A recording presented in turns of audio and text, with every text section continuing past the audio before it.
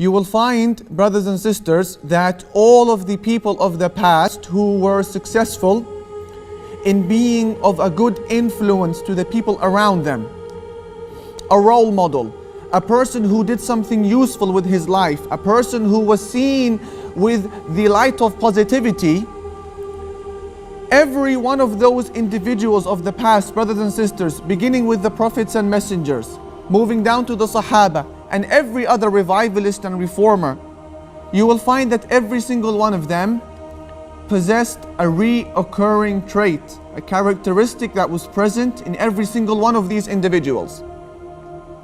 This characteristic is the following: that they were all extremely stingy when it came to their time. They were not generous at all with their time.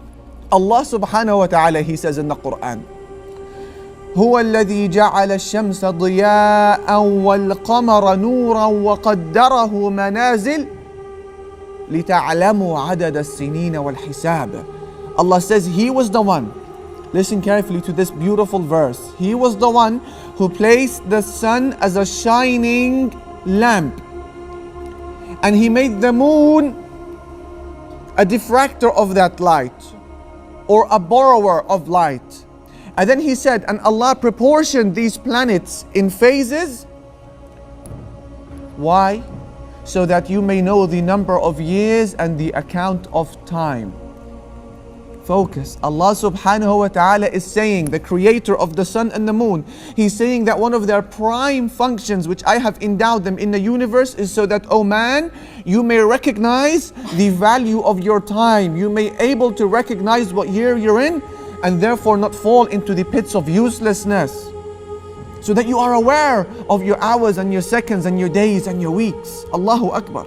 Rather, and this is even more amazing, the people of the hellfire, and I ask Allah to protect you and I from the fire.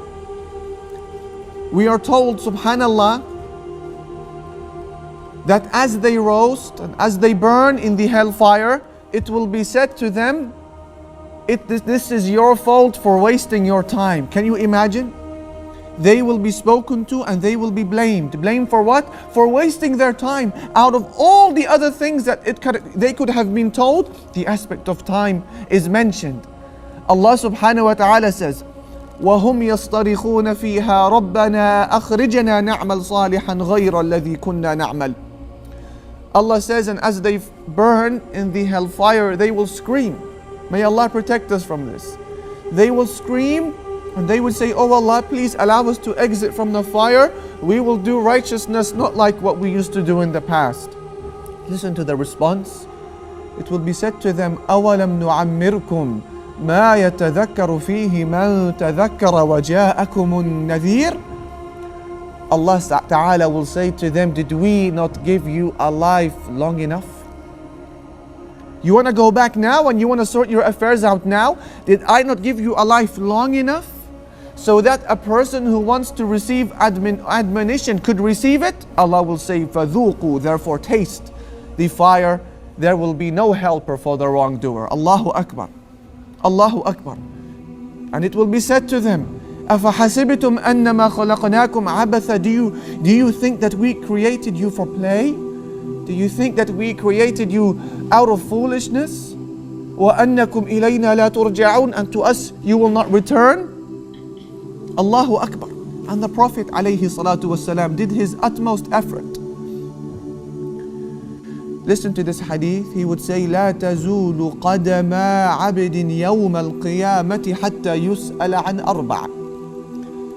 Your feet will not move on the day of resurrection until you are asked 4 questions. Your feet will not move, meaning you're not going anywhere until you provide an answer. Allahu Akbar. What is the first of the 4? عن عمره فيما أفناه. About his life and how he used it. The very first question that you will be asked as you stand in the court of Allah Yawm al-Qiyamah will be about your time. It is a part of our religion to assess what has passed and to think about what will come to pass. Our religion tells us to have muhasaba, and muhasaba means you think about what you have done. And our religion tells us to have takhtit, or planning for the future.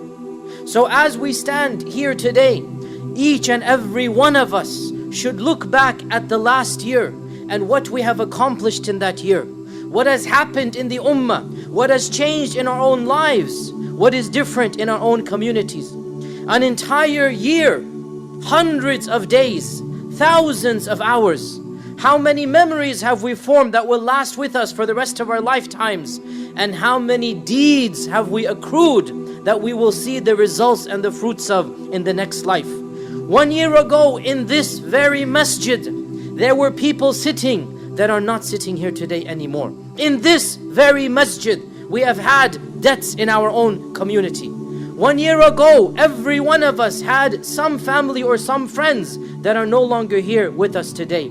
It is the sunnah of Allah that no year goes by except that we lose some people. It is the sunnah of Allah, whether they're close family or distant relatives, whether they're acquaintances or friends, no year goes by except that somebody has gone from our own circle.